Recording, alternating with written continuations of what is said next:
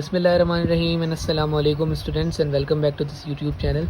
सो आज हम लोग इंट्रोडक्शन ऑफ ऑर्गेनिक केमिस्ट्री पढ़ेंगे and according to IUPAC the international union pure of applied chemistry. So ये IUPAC एक बहुत बड़ा डिपार्ट है केमिस्ट्री का। सो नोमेनक्लेचर ऑफ अल्केन आज हम कवर करने वाले हैं इस टॉपिक में। नोमन नंबर ऑफ कार्बन आपके सामने और रूट वर्ड आपके सामने लिखे हुए हैं। पहले कार्बन को हम मेथ बोलते हैं, दूसरे को ईथ बोलते हैं, तीसरे को प्रॉप बोलते हैं, चौथे को ब्यूट, पांचवे को पेंट, छठे को हेक्स, सातवें को हेप्ट, आठवें को ऑक्ट, नवे को नोन और 10वें को डिक। सो बेसिकली आज हम केमिस्ट्री ऑफ अल्केन पढ़ेंगे। अल्केन होता क्या है, अल्केन के बारे में आज हम पढ़ेंगे। In chemistry of alkane carbon and carbon between single covalent bond, each carbon is attach with one hydrogen atom. And इसमें ये बताया गया है कि कार्बन और कार्बन के दरमियान एक सिंगल बॉन्ड होता है जिसे हम कोवेलेंट बॉन्ड बोलते हैं, और एक कार्बन जो हर कार्बन जो होता है वो हर एक हाइड्रोजन से अटैच होता है। सो आज हम IUPAC नेमिंग को देखेंगे। IUPAC naming open chain, straight chain के बारे में। जैसा कि बेसिकली आपको दिख रहा है सामने CH4 मीथेन। मीथेन जो है वो कभी भी एग्जिस्ट नहीं करता क्योंकि इसके अंदर एक कार्बन होते हैं और 4 हाइड्रोजन होते हैं। हमेशा 2 कार्बन से शुरू होता है, तो मीथेन यहाँ पे एग्जिस्ट नहीं करेगा, इसलिए मैंने डजंट एग्जिस्ट लिख दिया। देन आप देख सकते हैं कि CH3 और CH3 यहाँ पे अगेन लिखा हुआ है।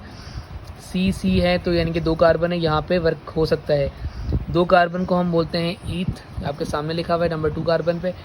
और हाइड्रोजन कितने भी हों वो प्रॉब्लम नहीं है।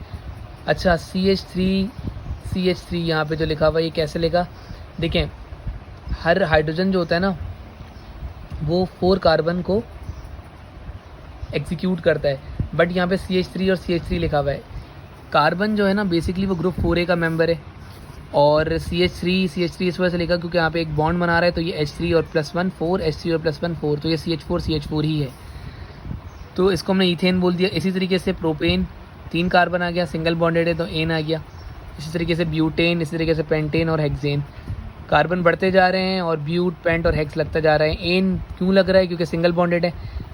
Now we are talking branch chain. Branch chain क्या होती है, ब्रांच चेन एक ऐसी चेन होती है जैसे ये एक स्ट्रेट चेन थी, ये जितनी भी हमने पढ़ी सारी स्ट्रेट चेन है, इसमें आपने कहीं रूट में कोई चीज़ निकली भी नहीं देखी, बट यहाँ एक रूट निकल ली है मिथाइल की, तो ये एक न्यू चीज़ आ गई है जिसे हम रेडिकल भी बोलते हैं और सब्स्टिट्यूएंट भी बोलते हैं। तो ये ब्रांच चेन बन गई क्योंकि इसमें से एक ब्रांच निकल गई।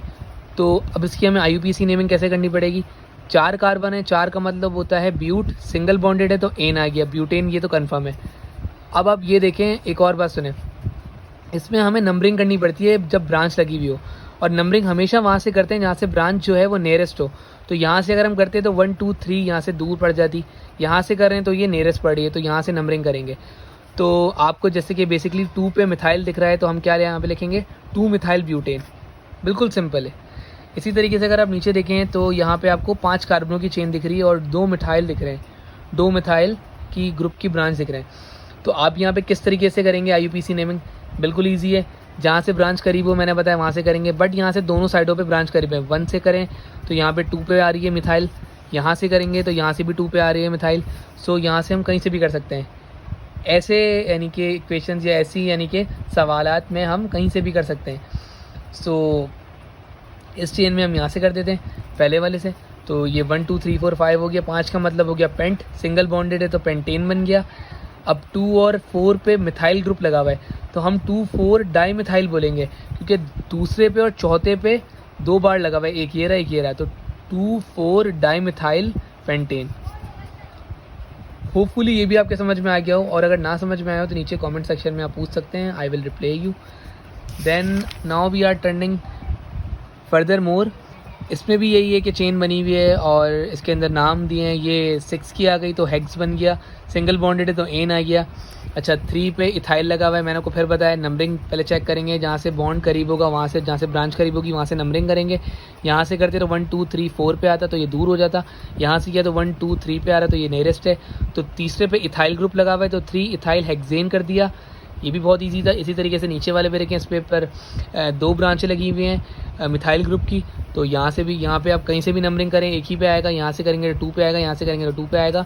ये एक लॉन्ग चेन सेलेक्ट कर ली, इसको हम ब्यूट बोल दिया, सिंगल बॉन्डेड है तो ब्यूटेन आ गया, और 2 और 3 पे मिथाइल लगा हुआ है तो 2 3 डाई मिथाइल। 2 और 3 पे 2 बार लगे हुए ना, एक बार ये रहा एक बार ये रहा, तो डाई हो गए, 2 3 डाई मिथाइल ब्यूटेन। इसी तरीके से लास्ट जो है हमारा वो एक चेन बनी हुई है कार्बन की, जिसमें 3 कार्बन लगे हुए हैं और 2 ऊपर ब्रांच फॉर्म में निकले हुए हैं। तो ये एक जो भी कहें इसको, स्मॉल चेन कहें लॉन्ग चेन कहें, बट ये एक स्ट्रेट चेन है। तो इसमें 1 2 3 कार्बन है। 3 का मतलब हो गया प्रोप, और सिंगल बॉन्डेड है तो प्रोपेन हो गया। 2 पे कार्बन नंबर 2 पे 2 मिथाइल लगे हुए हैं, तो हम बोलेंगे 2 2 2 पे 2 डाईमिथाइल प्रोपेन। सो होपफुली ये वीडियो आपको समझ में आ गई होगी और ये वीडियो आपको अच्छी लगी हो। अगर ये वीडियो अच्छी लगी हो तो चैनल को सब्सक्राइब करें, लाइक करें और बेल आइकन को प्रेस करें। और जो कुछ भी समझ ना आए वो आप नीचे कमेंट सेक्शन में पूछ सकते हैं।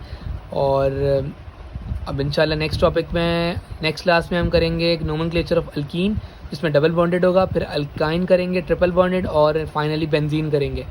सो इसमें अगर आपको कुछ भी समझ ना आया हो तो आप नीचे कमेंट सेक्शन में पूछ सकते हैं। और अपना ख्याल रखें और हमें दुआओं में याद रखें। अल्लाह हाफ़िज़।